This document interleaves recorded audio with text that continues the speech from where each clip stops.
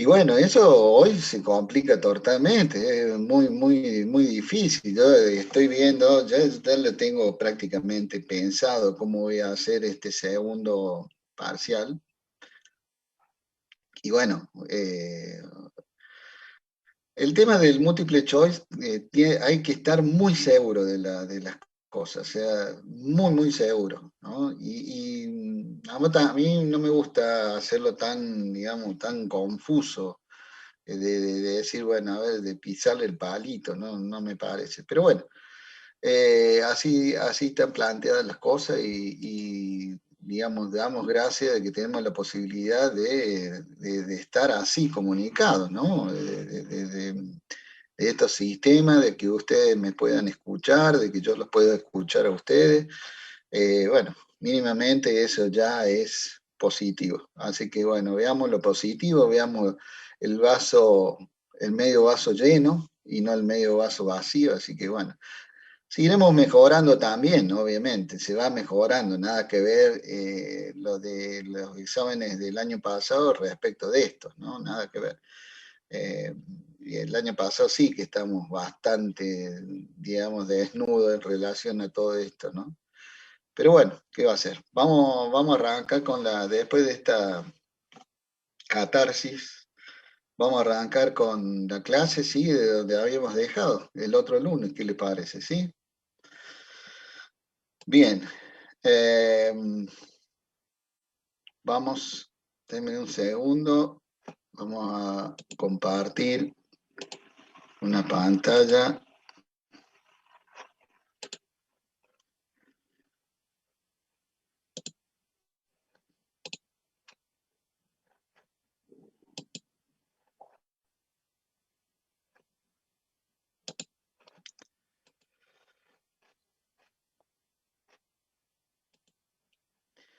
Bueno, esto acá lo que ustedes están viendo, obviamente que ya lo vieron, pero insisto en la necesidad de que nos quede bien grabado este cuadro que me parece sumamente importante y que lo tenemos que reiterar una y otra vez como para que quede bien fijo y que nos, digamos, que nos acostumbremos a verlo, a ver esa estructura de inversiones, de activos, de bienes y derechos que posee una empresa frente a la estructura de inversiones, perdón, de financiamiento, ¿no? Que obviamente que los vimos en el primer parcial, en el tema del primer parcial, que estaban compuestos por los pasivos, patrimonio neto y dentro del patrimonio neto el autofinanciamiento. Entonces, todo eso hace, digamos, de un concepto que nos tenemos que recordar siempre, tenerlo bien en cuenta, además de este concepto de la ecuación patrimonial o la ecuación estática, que es precisamente lo que refleja esto del activo igual el pasivo más el patrimonio neto, ¿sí? Eso como, digamos, punto de partida de la clase para que recordemos de dónde venimos, digamos, para recordar ese tipo de conceptos. Después habíamos visto, obviamente, todo lo que hace a la parte de... Empezamos a ver qué es lo que compone, o sea, medio como que haciendo un zoom, ¿no? De lo que compone estos activos. Habíamos empezado a ver, digamos, y comentar que esto se dividía en activos corrientes, o sea, los bienes y derechos de la empresa se dividían en activos corrientes y activos no corrientes, dependería de si había una intención o son bienes que son transformables en pesos en el corto plazo, o sea, antes de los 12 meses para el activo corriente. Y el activo no corriente era, por el contrario, aquellos activos que no tenían la empresa intencionalidad de negociarlos o transformarlos en pesos en forma inmediata, sino que estábamos hablando de bienes más duraderos, bienes que son afectados a la actividad principal, que contribuyen a la actividad principal, pero que duran en el patrimonio, en el activo de la empresa más de un año. Dentro de los activos corrientes habíamos visto disponibilidades, que eran todo lo que se asemejaba al peso, o sea, el peso de circulación habitual, moneda nacional, de curso legal. Eso habíamos visto qué es lo que podía llegar a incluir dentro de disponibilidades, caja y banco. Inversiones, todo lo que era inversiones a corto plazo, inversiones de fácil realización, también eso lo habíamos visto. Cuentas por cobrar, o sea que acá completamos la definición, ¿no es cierto?, de que a lo referido a bienes y derechos, en este caso son los derechos. Las cuentas a cobrar son los derechos de la empresa a percibir pesos, obviamente que estamos hablando de percibir pesos del corto plazo, ¿sí? Hablamos de sus componentes, deudores morosos, cuenta corriente, deudor en gestión judicial, las previsiones que podíamos armar en función a las dificultades que podríamos tener en el cobro de esas cuentas por cobrar, que las podíamos dividir entre documentadas y no documentadas. Otros créditos habíamos visto también que podíamos incluir dentro de estos créditos, como por ejemplo las cuentas particulares de los socios, alquileres pagados por adelantado, anticipos de impuestos, etcétera, etcétera, ¿sí? Y por último, terminando un poco el tema de descripción del activo corriente, estaban los bienes de cambio, un rubro, una parte importante de los activos corrientes, que implicaba el hecho de aquellos bienes que la empresa compraba y vendía en el caso de ser un objeto comercial, o agregándole la manufactura en el caso de las empresas industriales. En este caso también incluíamos las materias primas, los insumos inherentes a la fabricación, o sea que materias primas directas o indirectas, haciendo un poco paralelo de costos. Las existencias finales entonces de estos bienes de cambio aparecían acá en activos corrientes como un rubro sumamente importante. Obviamente que vuelvo a hacer hincapié en eso. Son las existencias finales, ¿sí? Acá había como un ejemplo, acá en estos dibujitos, de una botellita de vino, en el caso de una vinoteca, de relojes, en el caso de una relojería, en existencia a la fecha del cierre del balance. Recordemos que el balance, ese cuadrito activo, ¿sí?, pasivo y patrimonio neto, estaba referida a una fecha determinada de cierre del balance, ¿sí? Bien, habíamos hablado de algunos casos especiales de explotación agropecuaria, de explotación forestal, que acá están bien ejemplificados. Y bueno, seguimos con los bienes de cambio y demás, todo esto un repaso así muy, muy, muy rápido. Obviamente que de acá surgen, también este tema hablamos de que acá surgen todo lo que es el concepto de costo mercadería vendida, es decir, de acá surge el costo precisamente de todo lo que se vende, de todo lo que se vende, tanto industrial como comercial, ¿sí? Bien, también habíamos visto, ya terminamos ahí, hacemos un subtotal, el subtotal de activos corrientes, y pasamos al activo no corriente, es decir, todos aquellos bienes destinados a utilizarse para cumplir el objeto de la empresa, no destinados a la venta y con una vida útil mayor a la de un ejercicio económico. Eso básicamente eran las características. Habíamos dicho que estos bienes de uso aparecen por su valor residual. ¿Y a qué era igual el valor residual? Era igual al valor, perdón, al valor de incorporación al patrimonio de la empresa, menos las amortizaciones acumuladas. Ese es el valor residual de esos bienes de uso por el cual aparecen ahí en el balance un resumen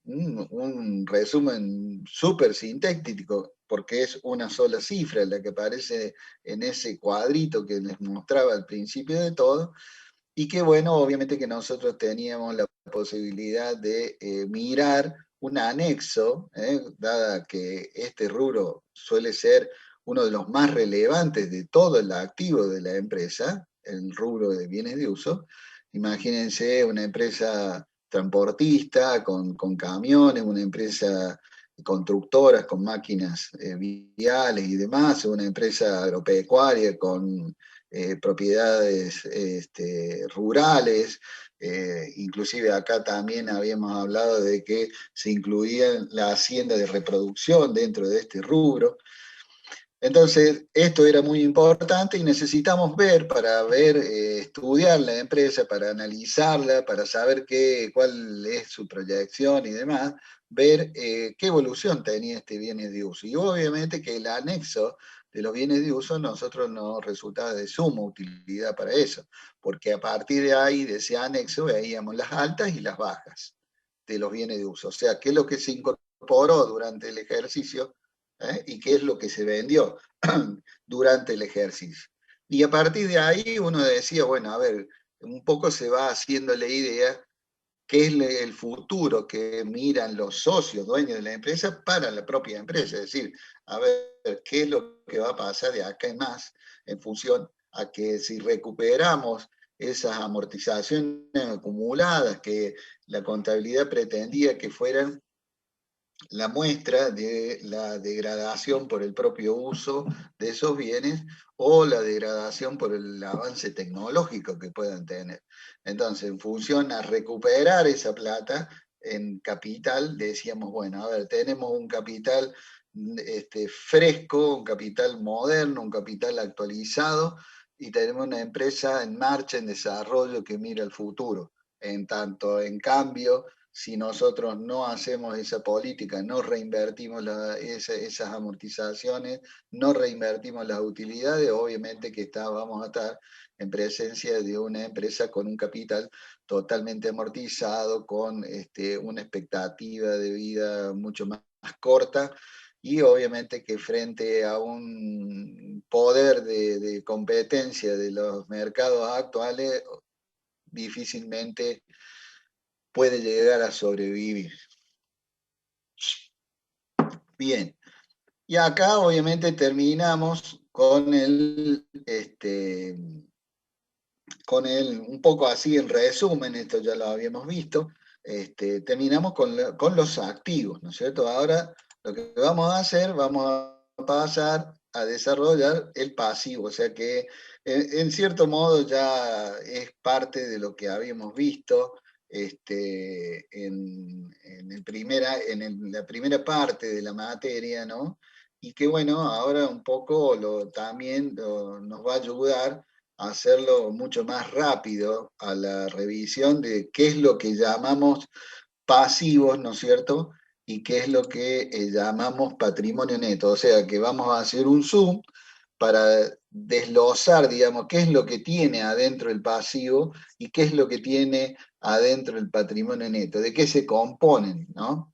Y bueno, al igual que obviamente, el pasivo, estamos hablando de obligaciones y deudas que la empresa tiene frente a terceros, básicamente. Esa es la definición, ¿no es cierto? Es la parte que terceros ajenos a la empresa financian los activos de la empresa, ¿sí? Los activos y los derechos de la empresa, ¿sí? Los pasivos, obviamente que al igual que en el caso de los activos, se dividen al corto plazo y al largo plazo. A corto plazo son aquellos pasivos, deudas, obligaciones que tienen vencimiento antes de los 12 meses. Por contrario, los pasivos a largo plazo son aquellas obligaciones que tienen vencimiento más de 12 meses, ¿sí? Entonces, partiendo de esa base, pasivos corrientes y pasivos no corrientes, seguimos avanzando y vemos qué es lo que tiene cada uno, ¿no? Bien, Acá hacemos un resumen de posiblemente de los componentes que lo podemos llegar a encontrar en un pasivo de una empresa, ¿no? Y obviamente comenzamos con los proveedores, ¿no? Proveedores que pueden estar en una cuenta corriente, como habíamos visto al principio, una cuenta corriente dentro de los proveedores, lo cual era similar a la vieja libreta del almacenero, por supuesto que con el grado de tecnología un poco más adecuada a estos tiempos y al volumen de comercialización. Y por otro lado, las deudas con proveedores, pero documentadas, ¿no? Documentadas a través de un pagaré o de un cheque pago diferido, que son los instrumentos comerciales ideales para este tipo de deudas, ¿no? Por otro lado, esto por supuesto que está al corto plazo, obviamente, porque forma parte del circulante, o sea, forma parte del círculo, del circuito operativo que tiene la empresa, ¿no? Asimismo, podemos encontrar al corto plazo las deudas bancarias, ¿sí? Deudas bancarias que son por naturaleza, hay deudas por naturaleza que son precisamente al corto plazo, que son las deudas que los bancos facilitan a sus clientes en concepto de gastos de evolución o de capital corriente. Es decir, a ver, para yo reponer, por ejemplo, un stock de bienes de cambio, aprovechando a lo mejor alguna estacionalidad o alguna oferta que me hacen los proveedores, solicito al banco un préstamo a corto plazo, o sea, dentro del plazo de un año, para comprar esos bienes.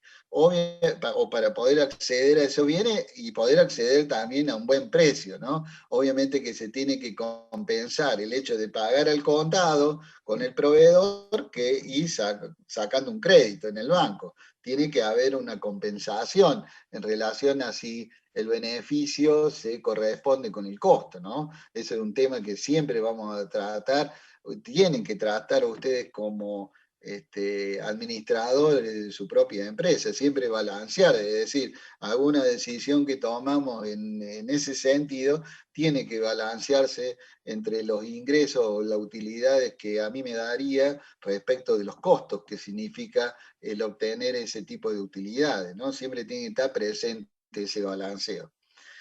Y bueno, obviamente que acá aparecen acreedores prendarios y acreedores hipotecarios. En realidad, esos créditos de naturaleza no son pasivo corriente. Pero ¿qué ocurre? Ocurre un fenómeno de maduración de la deuda, que les digo yo. Maduración de la deuda en el sentido de que a medida que va pasando el tiempo, esas deudas que en principio eran de corto plazo van pasando a esas deudas que en principio eran de naturaleza de largo plazo van pasando a ser de naturaleza al corto plazo. Por ejemplo, si yo saco un préstamo para comprar una máquina, ¿sí? Saco un préstamo o el propio proveedor de la máquina me lo da. Entonces, ¿qué ocurre? El préstamo, vamos a suponer, es a 60 cuotas, es decir, a 5 años de plazo. Los primeros 12 meses, vamos a suponer también que las cuotas son cuotas mensuales. Los primeros 12 meses van a ser una deuda, va a figurar en la contabilidad una deuda a corto plazo, a pesar de que sean con garantía hipotecaria o prendaria. Y el resto de las cuotas, o sea, las 48 cuotas restantes, van a figurar como no corrientes, ¿sí?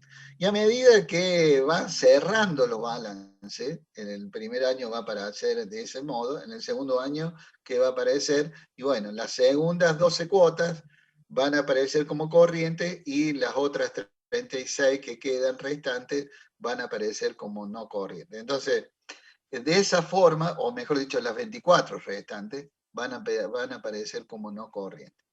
Entonces, esa evolución se va a ir viendo a medida que nosotros veamos los balances consecutivos. O sea, nosotros vamos a ver los balances consecutivos y vamos a ir observando ese traslado, digamos, que va a ir pasando desde lo no corriente a lo corriente, ¿sí? También se puede dar el caso, en el supuesto caso de que existan cuentas a cobrar a largo plazo para las empresas, ¿sí? Pero bueno, vinculado a la actividad principal es más difícil, ¿no? Es más difícil. Acá siempre tiene que haber algo que supuestamente, que seguramente ya se lo he dicho, pero tiene que haber el cumplimiento de una regla básica que tienen las finanzas, que el origen de los fondos tiene que tener un equilibrio con el destino de los fondos. Salvo situaciones absolutamente extraordinarias y obviamente que puede haber excepciones como todo. Pero la normalidad de los casos implica de que existan ese tipo de equilibrio. Es decir, si nosotros queremos financiar un camión, que es un bien de uso durable, que supuestamente la vida útil de ese camión va a ser de 5 años, y bueno, mínimamente trataré de buscar un financiamiento que cubra hasta la totalidad del tiempo de vida útil que nosotros calculamos para ese bien o para ese camión en este ejemplo, ¿no? ¿Alguna duda hasta acá?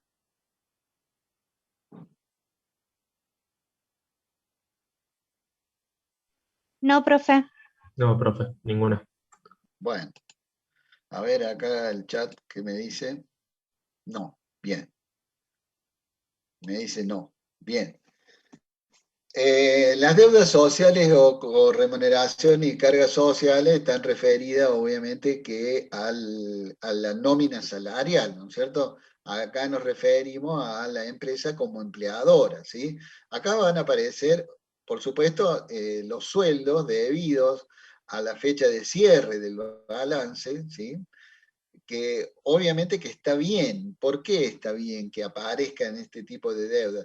Por supuesto que además de la nómina salarial, ustedes ya lo han visto en costos, y la nómina implica también otra serie de erogaciones que tienen y que están vinculadas a la nómina salarial. Esto es las jubilaciones, el aporte al Instituto Nacional de Servicios de Jubilados y Pensionados, que es el PAMI, a la RT, a la obra social, a seguros vinculados a la normativa y todo lo que tenga que ver con la relación empleado-empleador, ¿no? Que establece la normativa y que, por supuesto, que establece también las paritarias o las resoluciones que están establecidas en cada gremio.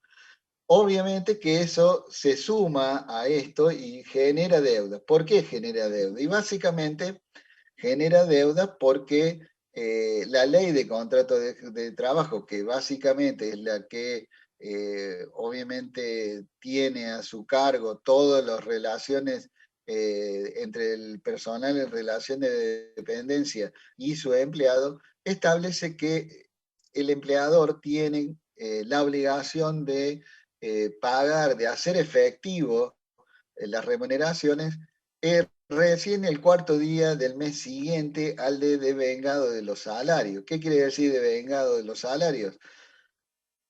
Vamos a suponer el último mes del año del ejercicio económico, que sea el mes de diciembre, obviamente que una persona que puso a disposición de su empleador su fuerza laboral durante todo el mes, tiene el derecho de cobrar su salario. O sea, eso se genera el derecho de cobrar ese salario.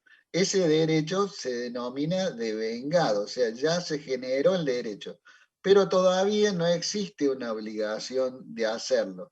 ¿Por qué? Porque la ley establece que recién el cuarto día puede hacer efectivo el empleador ese salario. Entonces, si nosotros hacemos un corte al balance, o sea, hacemos el corte que, no al balance, sino el corte que significa el balance, al 31 de diciembre esa empresa va a tener esa deuda y por lógica consecuencia va a figurar en el balance, ¿sí? Eso es lo lógico. Sería Profe, ilógico, sí, cuando uno entiende que uno genera el balance y a través de eso tiene que pagarle al Estado o a la AFIP, tiene que pagarle un monto de todo esto que usted me estaba mencionando. sí, Esa deuda, que no la voy a pagar en el periodo que la estoy generando, la pago en el sí, periodo siguiente, ¿es sí, corriente o no corriente? es corriente. Es Sigue siendo absolutamente corriente porque tiene el vencimiento dentro de los 12 meses. perfecto. ¿Se entiende?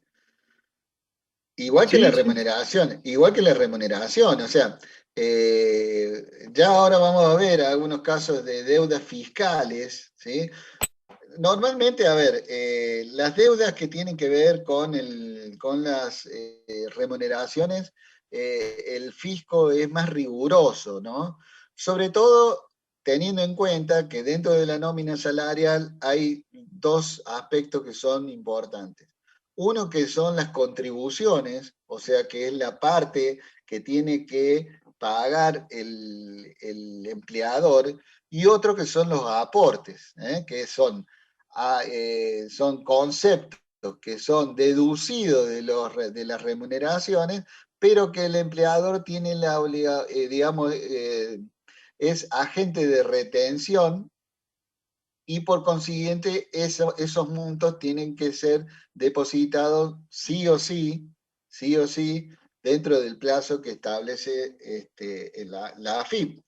¿Se entiende? ¿Por qué? Porque hace de agente de retención. ¿Qué quiere decir? No hay peor cosa para la AFIP que eh, se retenga de algo y que ese agente de retención se guarde la plata, ¿sí? Porque Pero, no es ¿y el plata caso de del él. IVA? ¿Cómo?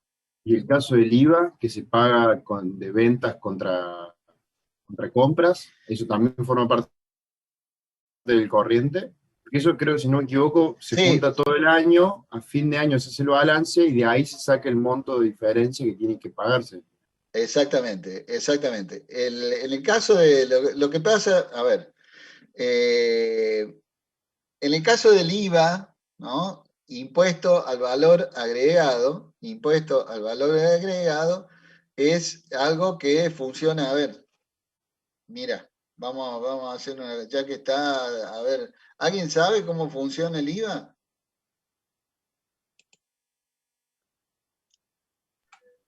No Es sabe. un impuesto que grava las ventas.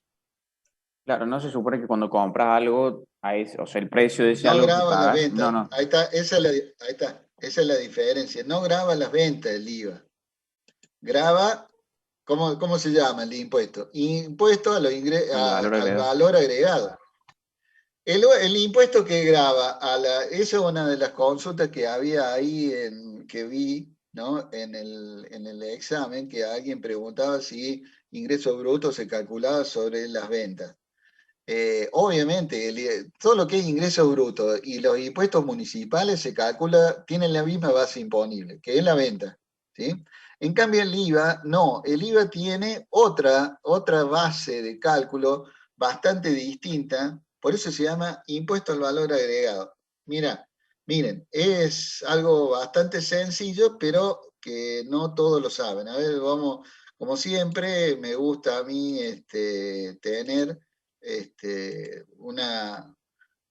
usar el Excel como pizarra, ¿no? A ver, vamos a un ejemplo bastante sencillo de lo que se puede hacer. Y con cifras que a lo mejor no coinciden con la realidad, pero como para que ustedes vean y hacerlo más sencillo. Vamos a suponer que nosotros le compramos a nuestro proveedor, proveedor, le compramos, no sé, vamos a suponer que le compramos zapatos, ¿no? No se me ocurre otra cosa. Miren que no se me ocurre otra cosa que los zapatos. ¿Qué va a hacer? Vamos a suponer que le compramos por 1.000 pesos. 1.000 pesos es la factura. Este proveedor es responsable inscripto, porque depende también todo de eso. O sea, los únicos que pueden discriminar y pueden pagar el IVA son aquellos que son contribuyentes responsables inscriptos, ¿no? Los monotributistas no pagan IVA. ¿Por qué? Porque están incluidos dentro del precio o dentro de la tasa que la AFIP le cobra como monotributista. Vamos a suponer de que el IVA sea, en vez del 21, que ya sabemos que es, vamos a hacerlo más fácil, el 20, ¿sí? El 20%. Esa es la tasa que tiene esa factura. Entonces el total de la factura, el total de factura va a ser 1.120 pesos, 1.200 pesos, perdón, ¿sí? Ese va a ser el total de la factura. Pero del IVA, nosotros acá vamos a tener 200 pesos en concepto de IVA, ¿sí? Esos 200 pesos, ¿sí? A nosotros va a ser a favor, ¿sí? El IVA. Acá vamos a hacer como una cuentita, así como decíamos, la cuenta a favor y en contra, ¿sí? Como en el caso de la contabilidad, que en cierto modo también ocurre lo mismo en la contabilidad, ¿no? ¿Sí? Al debe, al haber, ¿sí? A favor tenemos 200, que en este caso sería al revés, tendríamos que poner si fuera a favor y en contra, ¿no? Pero bueno, como para que ustedes lo tengan en cuenta, así, a favor y en contra. Perfecto. Esos pares de zapatos nosotros los vendemos, pero obviamente que no lo vamos a vender al mismo precio. No vamos a venderlo a 1.000 pesos como nos costó. Lo vamos a vender, vamos a suponer, a 2.000 pesos. O sea que le vamos a sacar el 100% a los pares de zapatos que le compramos a este proveedor, a la fábrica. O sea que esa factura va a ser por 2.000 pesos, ¿sí? ¿Y a quién se lo vendemos? Bueno, se lo vendemos a nuestros clientes finales, ¿sí?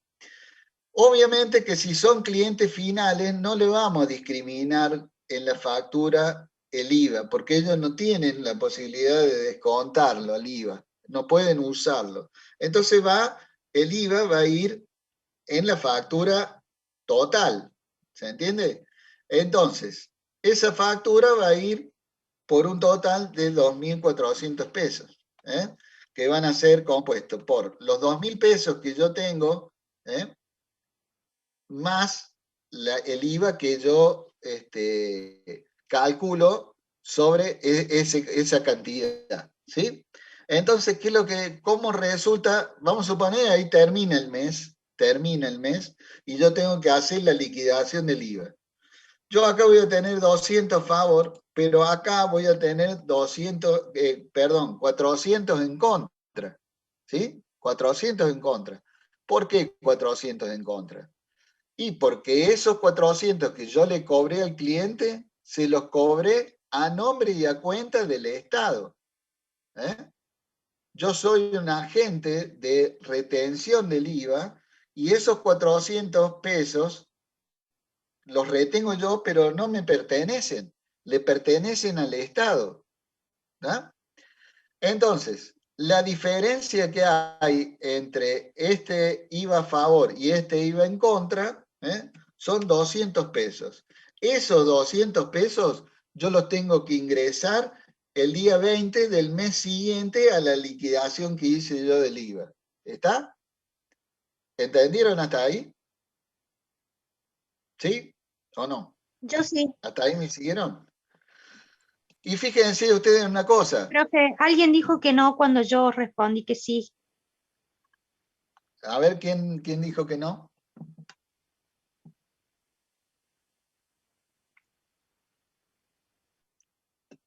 ¿Hola? ¿Hola? Bueno. Ya va a aparecer. Entonces, esos 200 pesos yo los tengo que depositar ¿en concepto de qué? En concepto de el IVA que surge como la diferencia entre el saldo a favor que yo tenía, que a mí me cobraron, y el saldo en contra que yo cobré en relación al IVA que yo le percibí a mi cliente consumidor final. La diferencia son 200 pesos. Esos 200 pesos yo lo tengo que pagar el mes siguiente al de esta liquidación. Pero fíjense una cosa, volvemos al tema del IVA. Impuesto al valor agregado. ¿Qué fue lo que yo agregué como vendedor final en la factura esta? ¿Qué fue lo que yo agregué? La utilidad mía, ¿sí? O sea que yo agregué 1.000 pesos acá del precio original, ¿eh? Agregué 1.000 pesos al precio original, ¿sí? Y si yo calculo el 20% sobre esos 1.000 pesos, ¿cuánto es? 240. No. Vuelvo a repetir. Yo le agregué 1.000 pesos, ¿sí? A la factura original del proveedor, ¿qué le agregué yo? Utilidad, ¿sí? Digamos, utilidad, en este caso utilidad, pero ahí dentro de esa utilidad también tiene gasto de luz, de todo lo que ustedes ya saben, que entra dentro del precio de venta de un artículo.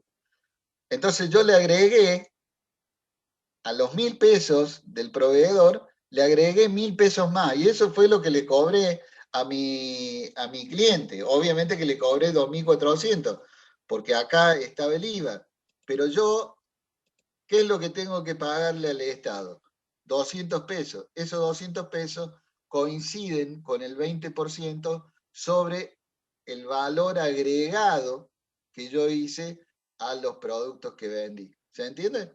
Y profe, si nosotros ahí no se lo vendemos a un consumidor final, sino que se lo vendemos a otro que sea responsable de inscripto, ¿se lo podemos vender sin el IVA? No. Vos siempre la obligación, a ver, la obligación es cargar el IVA. Si vos no le cargas el IVA, está vendiendo en negro. ¿Sí? ¿O en negro Vamos a poner. o tengo que pagar el IVA sobre mi utilidad, sería, en el caso que no se lo cargue?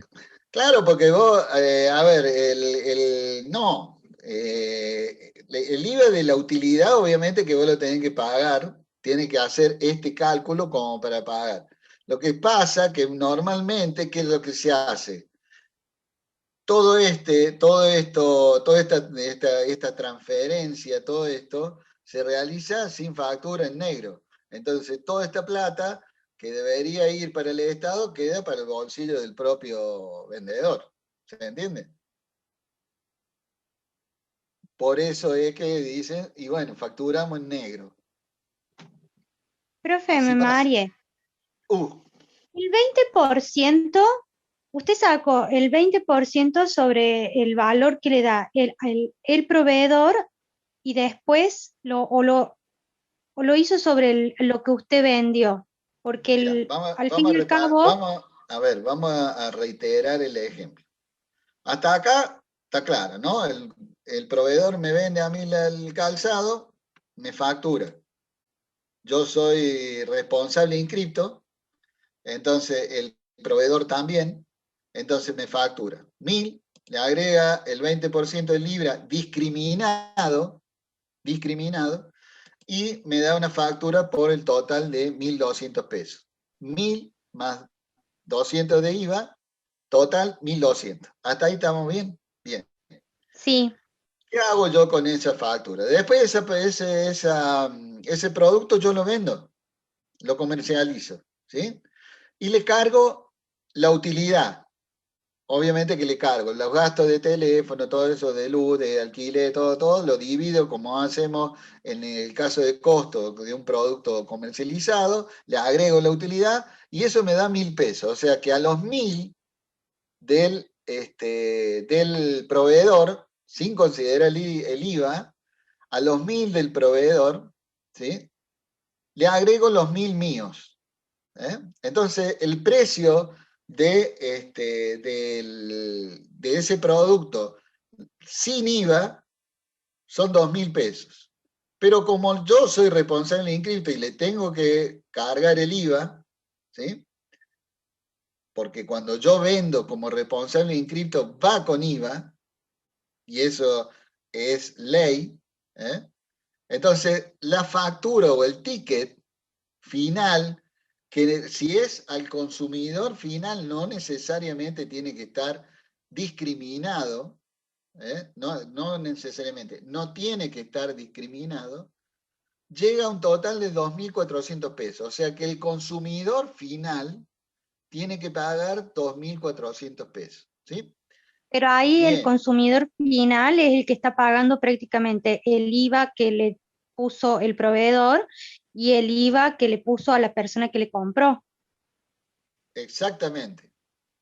Por Ah, bien. eso el IVA cae sobre el consumo. Por eso es tan terrible el tema del IVA. ¿Se entiende? El IVA, claro, es una fuente de financiamiento del Estado, pero es una bomba sobre el consumo de la gente. Porque además hay otro tema, y acá no estamos yendo de la materia, pero está bueno para que ustedes lo vean. Digamos, el IVA es uno de los impuestos más recesivos que existe. ¿Por qué? Porque el IVA lo paga tanto el millonario, el que tiene mucha cantidad de plata, como el más pobre. ¿Sí? Yo compro una lata, un potentado compra una lata de tomates, paga el IVA. El pobre compra esa lata de tomate y paga el mismo IVA que el potentado. ¿Se entiende? Entonces, Sí, ahora sí. estamos. Entonces, ¿qué pasa? Pero el IVA que recibe el Estado se llama impuesto al valor agregado porque es el impuesto que va agregando a cada, digamos, cadena de comercialización, que en este caso arranca en el proveedor, pero podemos ir para más atrás. Podemos ir en el proveedor del cuero, de la suela de goma. Ese también le agregó dinero acá, IVA a este proveedor. ¿Me entendés? Entonces, obviamente que la cadena de comercialización de un producto y obviamente que cada uno le va agregando utilidades, le va agregando costos y utilidades. Y por supuesto el IVA va agregándole ese impuesto a cada partecita del mercado de comercialización de los productos. Y obviamente, ¿quién es el salame del medio del sanguchito? El consumidor final, que tiene Profe, que una pagar. pregunta. Sí. En relación a eso del consumidor final, ¿puede ser que antes se devolvía el IVA?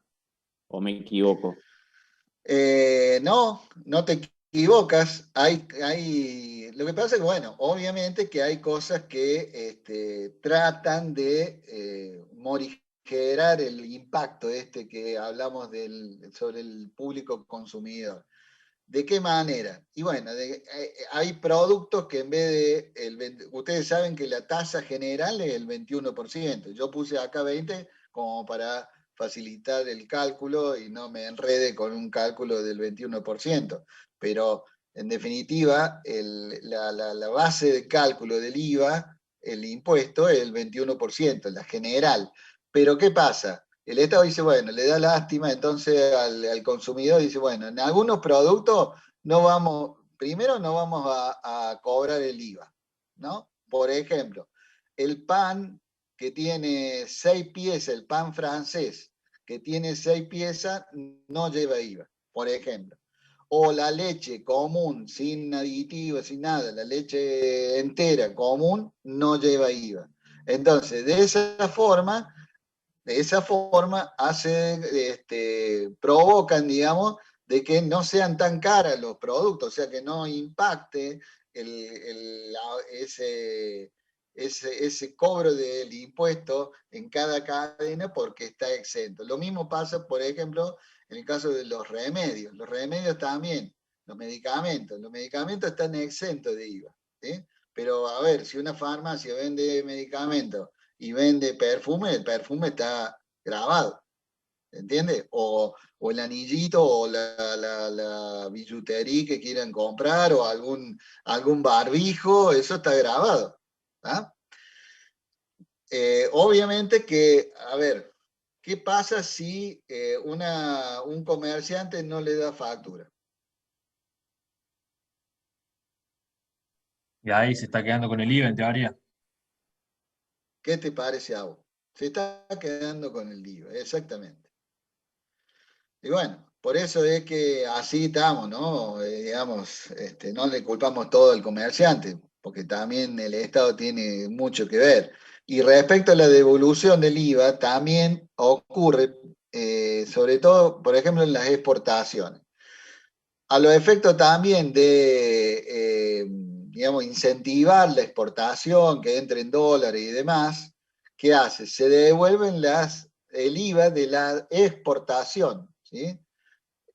Por supuesto que, ¿sabe? Para que le devuelvan la cantidad de plata esa a los exportadores, pasan, con el nivel de inflación que tenemos, cuando reciben la devolución del dólar no pueden ni pagar un boleto de colectivo.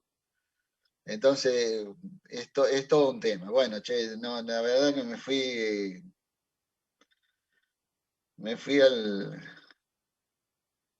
a la M, como dirían algunos. Bueno, volvemos al tema. ¿Sí? ¿Alguna duda de esto?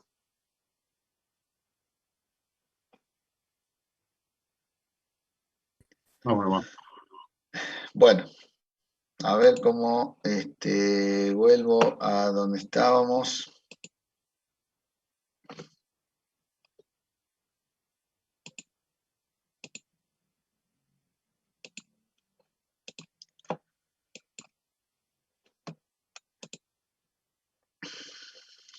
Bien, entonces estamos acá.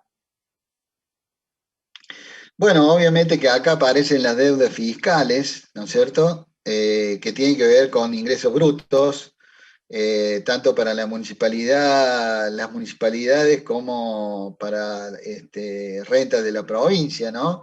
Igual, obviamente que cuando hablamos de deudas fiscales, estamos hablando de deudas que tienen que ver con el Estado en todos sus niveles, ¿no? Municipal, provincial y nacional.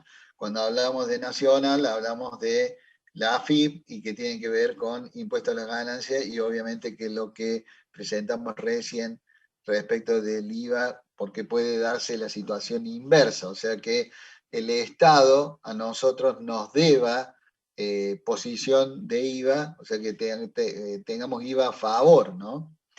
También ahí se hacen varios manejos con los IVA a favor, pero bueno, eso es para otro día, ¿no? Bien. Y otros pasivos que aparecen acá también, que son, por supuesto, son contingencias que todavía no han ocurrido, no tienen todavía la certeza de que hayan ocurrido, pero que nosotros tenemos ya prácticamente definido que van a ser pasivos y obviamente que hacemos una previsión, o sea, vamos juntando en estas cuentitas el dinero suficiente como para que podamos afrontar un requerimiento en el ejercicio inmediato siguiente. Por ejemplo, si nosotros sabemos que tenemos que pagar ganancias el día 5 del el mes 5 del año siguiente, y obviamente que más o menos sabemos cuánto es lo que tenemos que pagar, y bueno, vamos juntando ese dinero en estas cuentas, ¿sí? Como para que llegue el día 15, el mes 5 y del año siguiente y tengamos el dinero como para solventarlo y no nos sorprendan, ¿no? Digamos, ay, mira, me olvidé de juntar plata para esto.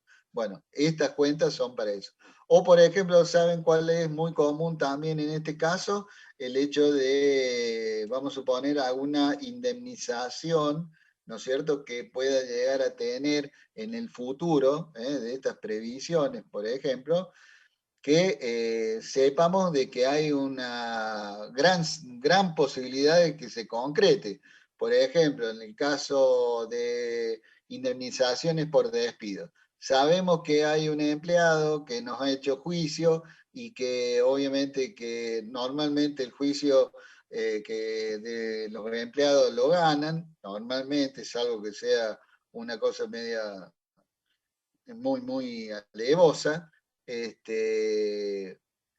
y sabemos que cuánto es el monto que vamos a tener que pagar en concepto de indemnización, porque ya hablamos con nuestro abogado, ya sabemos más o menos cuánto es lo que vamos a tener que pagar, y obviamente qué es lo que vamos a hacer, y bueno, vamos a ir juntando esa plata, cosa de que en esta cuenta de previsiones, por eso se llama previsión, o sea, previsionamos que eso va a ser un gasto, determinada pérdida, diría yo, y esa pérdida la vamos a solventar con la plata que juntemos acá, ¿sí? Bueno, pasamos al pasivo, perdón, no corriente, obviamente que es exactamente lo mismo que el pasivo corriente, pero con la diferencia que el vencimiento de estas obligaciones es a largo plazo, o sea que su vencimiento supera el año de plazo. Así que acá un poco lo vamos a pasar de largo. Obviamente que vuelvo a repetir el tema de del equilibrio que tiene que haber en la fuente de financiamiento, el origen de los fondos, con el destino de esos fondos. O sea, normalmente acá en el pasivo no corriente aparece en el financiamiento de maquinarias, de edificios, de instalaciones importantes, aparecen acá en el pasivo no corriente. Podemos financiar no corriente a bienes de cambio, por ejemplo, lo podemos hacer.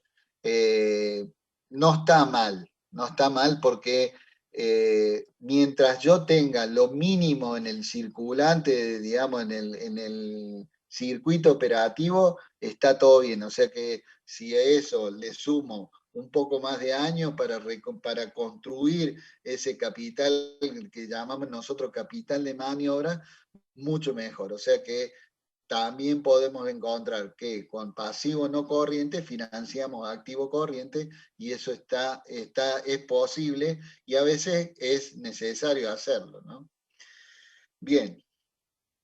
Vamos a la última parte de lo que era la ecuación patrimonial, activo igual pasivo más patrimonio neto, con lo cual ahora nos queda lo último, ¿no? El patrimonio neto, que en términos de definición es la parte del activo de una empresa, o sea, de los bienes y derechos, que están financiados con los fondos de los dueños de la empresa.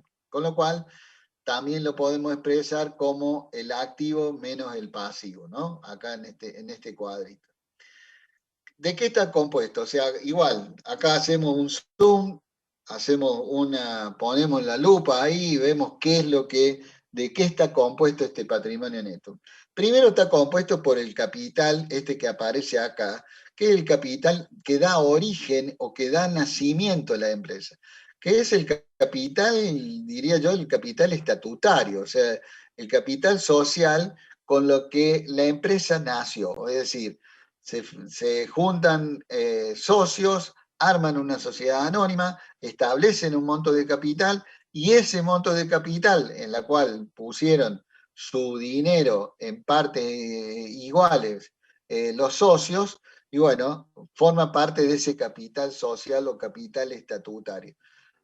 Ese capital social permanece inalterable en la medida que no se modifique el estatuto de la sociedad, o sea, que no se modifique el contrato. O sea que si yo quiero aumentar ese capital social, tengo que necesariamente modificar el capital estatutario, el capital social.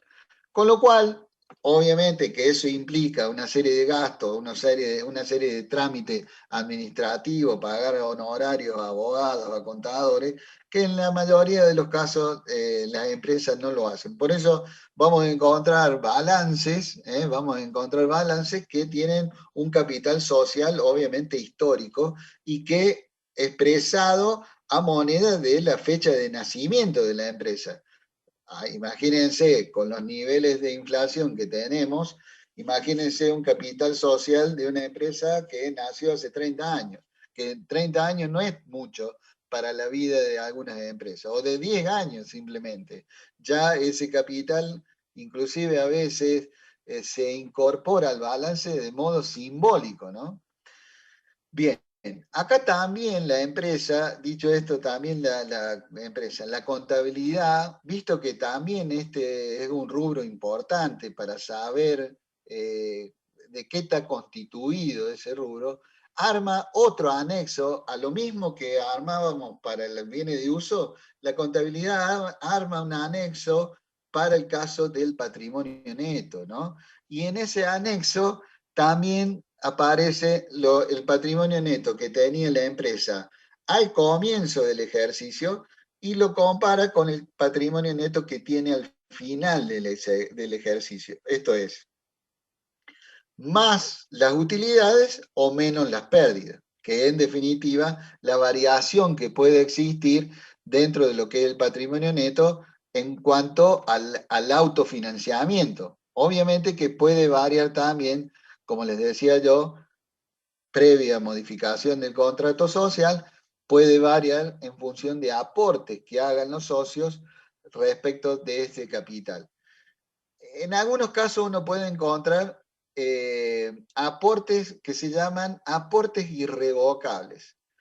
Es un medio como una solución que le encontraron los contadores como para que los socios no paguen tanto y que se refleje en el capital, en el patrimonio neto de alguna forma, algún aporte que han hecho sin necesidad de modificar el capital social o el capital de origen, ¿no? Entonces, podemos llegar a encontrar lo que se llama capital social y aportes irrevocables, que son con los que los socios a veces contribuyen en función a la necesidad que tenga la empresa.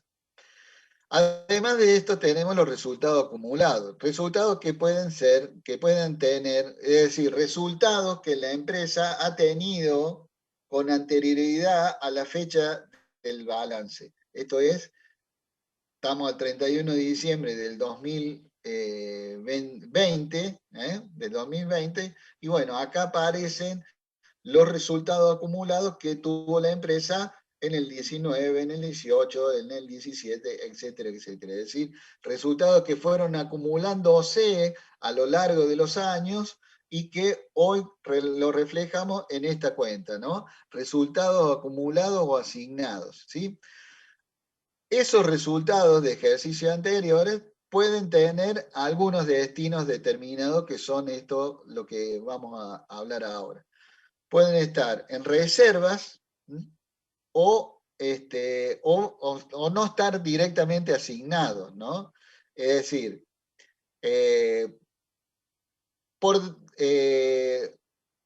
digamos, legalmente o por decisión de los propios socios, esos resultados de ejercicios anteriores pueden tener un destino determinado. Así es que podemos tener reservas, y esas reservas pueden ser de carácter obligatoria, estatutarias o facultativas. ¿Qué quiere decir eso? Las reservas obligatorias son las que establece la ley, por ejemplo, y hay que cumplirlas sí o sí. Pero ¿qué ocurre? Por ejemplo, un 5% del capital social o estatutario debe ser cubierto con utilidades que provengan del ejercicio, ¿sí?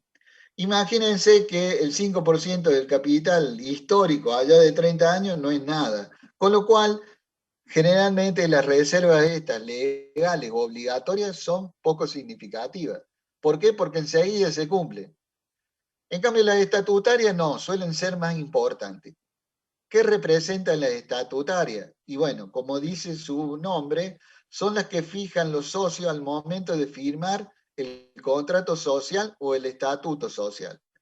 ¿Y qué quiere decir? Bueno, dicen, mira, si tenemos utilidades, el 20% de esas utilidades que obtenga la empresa siempre van a ir a parar a una reserva. Esa es una reserva estatutaria. ¿Por qué? Porque la establece el propio estatuto, ¿sí? Y por otro lado, la facultativa. ¿Qué quiere decir? Vamos a suponer un año que la empresa le fue fantástico, ¿no? Y que, bueno, la verdad, dice, no tenemos previsto, dicen los socios, que que hayamos conseguido tanta utilidad.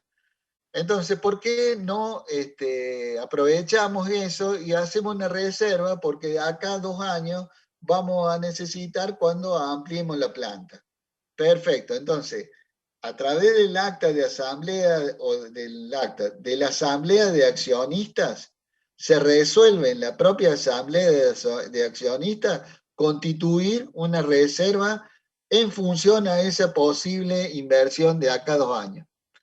Esa reserva se llama reserva facultativa, ¿sí?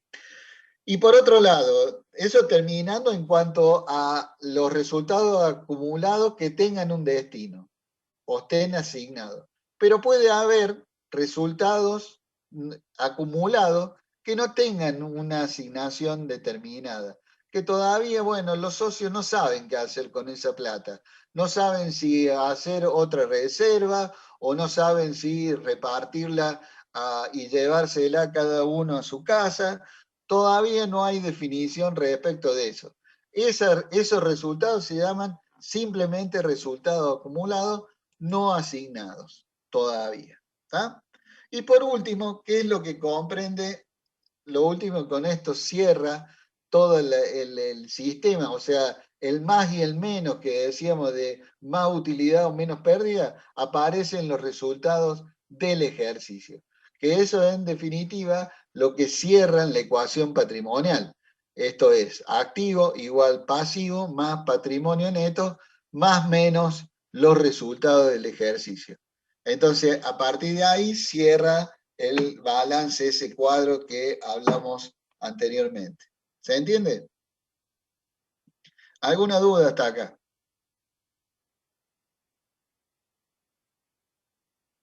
Profe, dijo que el último es todo resultado. Resultado del ejercicio. Gracias. Bien, ¿alguna otra duda, consulta? Bien. Profe, Sí. usted dijo que el activo corriente financia el activo no corriente financia el corriente, ¿o al revés? No. El activo no corriente no financia nada. El activo no corriente son los bienes y derechos. El pasivo no corriente puede financiar los activos no corrientes o puede financiar parte de los activos corrientes. El pasivo, perdón. Claro. Bien. Recuerden, activos son bienes y derechos propiedad de la empresa. Pasivos, deudas o obligaciones. Y patrimonio neto, la parte del activo que es financiado por los socios o dueños de la empresa. Aprovecho estos minutos que nos quedan. Voy a compartir otra pantallita. Creo que con ustedes no hice un movimiento a ver cómo funciona esto de la contabilidad, porque hasta ahora no hemos visto nada de práctico, todo teórico. A partir de este momento arrancamos con la parte práctica. Con eso, por eso les voy a mostrar en los minutos que faltan y obviamente en lo que la clase que viene arrancamos de lleno en lo que es la parte práctica de esto. Les voy a compartir otra pantallita. ¿El próximo examen, profe, ya es todo práctico o todavía tenemos teórico? No, y algo de teórico va a ir, pero la mayoría va a ser práctico. La idea, como para que ustedes vayan viendo y en qué es lo que estoy pensando, por eso lo comparto, porque es muy seguro que va a ser así. Eh, la idea es mostrar rubros todos desordenados. ¿Qué es lo que van a tener que hacer ustedes? Ordenarlos y después en función a cada uno de los resultados, armar a través de un múltiple choice, armar cuáles de esos resultados, yo le doy 3, 4, 5 resultados, cuáles de esos 5 resultados es el correcto. Una cosa así más o menos estoy pensando, ¿no? Como para anticiparles un poco el tema. ¿Sí? Pero bueno, no, eso no se asusten porque es prácticamente, es mucho mejor. Yo, a mi entender, primero para tratar de corregir y que tengan ustedes una nota más o menos adecuada y rápida, y respecto, y por supuesto que obviamente, pero no me quiero anticipar mucho de eso, pero más o menos es que va a ser así. Bueno, acá les muestro una empresa que la bautizamos Caramelito, no es muy, no hay mucho de inventiva en esto por lo que vende. Esta empresa obviamente vende caramelos, ¿sí? Y dice que se constituye con un capital de 10.000 pesos en efectivo. Con lo cual, si recordamos la ecuación estática o la ecuación patrimonial, activo igual pasivo más patrimonio neto, ¿cómo sería el arranque de esta empresa, ¿no?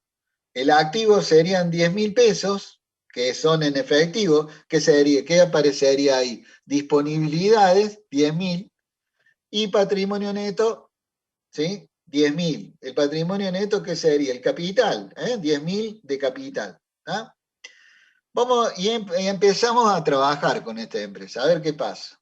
En una operación, decide la compra de mercadería de reventa por 5.000 pesos haciendo el pago en efectivo. ¿Cómo impacta este hecho económico dentro de lo que es la ecuación patrimonial y sobre todo nuestro patrimonio, ¿no? A ver, ¿cómo quedaría conformada la ecuación patrimonial? En realidad la ecuación patrimonial, así como está planteada, no tiene modificación. ¿Por qué? Porque el activo sigue siendo el mismo, el pasivo no tenemos y el patrimonio obviamente sigue siendo el mismo. ¿Por qué? Porque no hay una modificación.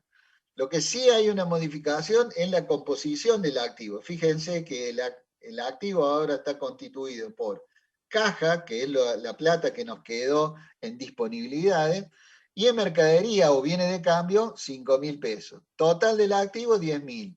El patrimonio neto, como ven ustedes, no ha habido variación, ¿sí?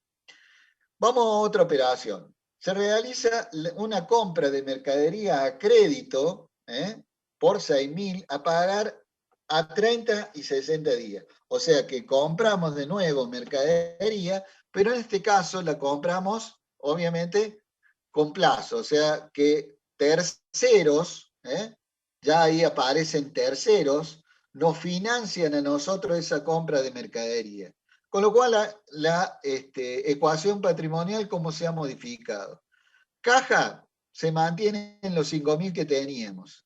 Mercaderías, le agregamos a los 5.000 que ya habíamos comprado en el contado, le agregamos que los 6.000 en concepto de la nueva mercadería, con lo cual el activo pasa a tener un total de 16.000 pesos. ¿Qué pasa del otro lado de la igualdad? ¿Qué pasa del otro lado de la igualdad? Y bueno, aparece ya ahora un actor distinto, que son los proveedores, es decir, un pasivo, y obviamente el patrimonio neto sigue siendo el mismo, ¿sí? O sea, sigue siendo 10.000 pesos. Con lo cual, si yo cerraría mi balance a esta fecha, quedaría de la siguiente forma: activo 16.000, pasivo 6.000, más igual al pasivo 6.000 más el patrimonio neto, total 16.000. Se mantiene la igualdad. Vamos a una tercera operación, ¿sí? Se realiza el pago en efectivo a un proveedor, al proveedor por 2.000 pesos, ¿sí? Pasaron los 30 días, no vendí nada, lo cual ya es preocupante, diría yo, pero bueno, así está la cosa. Entonces, aparece ese hecho económico. ¿Cuál es el hecho económico? Que yo vaya, saque plata de la caja y le pague a ese proveedor que me facilitó la compra de caramelos. Entonces, ¿cómo quedaría después de este hecho económico este balance? Quedaría de la siguiente forma. Caja, o sea, en el activo, caja, 3.000 pesos. ¿Por qué 3.000? Porque saqué 2.000. Entonces, de los 5.000 que tenía anterior en la operación número 2, ahora en la 3 me quedan 3.000. 11.000 pesos de mercadería porque no vendí nada todavía de mercadería. Y en total, entonces, del activo me quedan 14.000. Pasamos a la derecha del cuadro, esto es el pasivo. Obviamente que acá estamos reflejando la reducción del pasivo en 2.000 pesos, nos queda 4.000. Y en el patrimonio neto no cambió nada porque no se modificó absolutamente nada. Ustedes saben de que el patrimonio neto se puede modificar para arriba o para abajo en la medida que existan ganancias o pérdidas, o un aporte de plata externo por parte de los socios. Si no, el patrimonio neto no hay forma de modificarlo. Y acá en la operación 4, finalmente y gracias a Dios, vendemos mercaderías por 8.000. Lamentablemente la tuvimos que vender a crédito, no pudimos hacerlo de contado. Y obviamente que hay que anotar la salida de la mercadería cuyo costo fue de 6.000. Obviamente que yo vendí mercadería. Ahí se produce una combinación de hechos económicos. Primero, la venta de mercaderías, que obviamente se las di al cliente con la promesa que me va a pagar, o sea, a plazo, ¿sí? 8.000 pesos a plazo, ¿tá? Y por supuesto que sale del inventario de caramelos, salen esos 6.000 pesos en caramelos que pueden coincidir o no con lo que en aquella oportunidad este proveedor de caramelos me dio 6.000 pesos. Entonces, ¿qué pasa en función a todo esto? ¿Cómo se modifica el patrimonio? Primero, caja no cambia nada respecto de la operación número 3 porque no ingresó plata todavía, ¿sí? Mercaderías, 5.000. ¿Por qué 5.000? Porque a los 11.000 que teníamos en la situación anterior, le bajamos los 6.000 que ya no están en el inventario porque se los vendía a mi cliente. Pero ¿qué pasa? Acá aparece un derecho, el derecho que se generó en ese hecho económico que es mi cliente me debe todavía lo que yo le vendí. Entonces, esto es deudores por venta o cuentas a cobrar, que es lo que veíamos en las filminas anteriores. Es exactamente lo mismo. Deudores por venta o cuentas a cobrar por venta es exactamente lo mismo. 8.000 pesos, ¿sí? ¿Qué pasó acá en la construcción de la estructura de financiamiento que sostiene este activo por un total de 16.000? ¿Qué pasó del otro lado de la igualdad? El pasivo no se modificó porque yo no hice nada con el resto que yo le debo a mi proveedor. Pero fíjense lo que ocurrió en el patrimonio. Tengo el capital de origen que yo tengo desde que nació la empresa. Se modificó y acá no aparece modificado porque es el capital que figuran en el estatuto. Entonces no se va a modificar. ¿Qué es lo que sí se agrega? el resultado positivo de 2.000 pesos. ¿De dónde surge ese resultado positivo? Y surge del total de ventas, que son 8.000 pesos, menos lo que me costó la mercadería que yo vendí, 6.000 pesos. ¿Se entiende? Entonces tengo esa utilidad de 2.000 pesos que acrecienta el patrimonio neto, porque es un autofinanciamiento. Entonces, así planteada la cosa, la igualdad patrimonial quedaría activo 16.000 igual al pasivo 4.000 más los patrimonios netos que son 12.000. En total, 16.000 se mantiene, se sigue manteniendo la igualdad conforme a las reglas técnicas de la contabilidad. ¿Entendieron más o menos cómo funciona esto de que va marcando la incorporación y los hechos económicos se tienen que ir reflejando? Obviamente que esto es absolutamente un resumen, ¿no es cierto?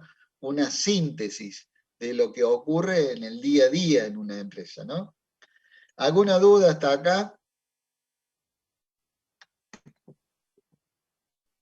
No, profe, por mi parte no. Buenísimo. Si quieren ir adelantando, ya estamos al cierre, si quieren ir adelantando, vamos a ir haciendo un ejercicio que es una clasificación de cuentas. Si quieren, ¿no? Vayan viendo, vayan analizando, vendría a ser, ya les muestro, a ver, denme un segundito más, ya lo libero.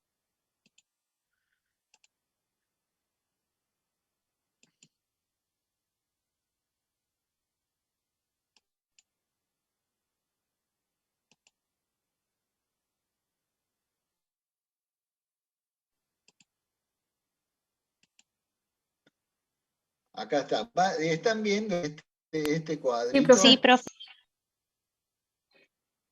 Bueno, este cuadrito es lo que vamos a completar en la clase que viene, pero si ustedes tienen ganas, esto vayan viéndolo, analizándolo. Obviamente se trata de ir, estas son las cuentas, las que aparecen acá en esta columna, y estas cuentas pueden ser patrimonial o de resultado. Patrimonial, ¿cuáles eran? Las cuentas que tienen que ver con el activo, el pasivo y el patrimonio neto. Y resultados son las cuentas de ingresos y de egresos. Te dice activo o activo corriente, pasivo o pasivo corriente, ingresos o egresos.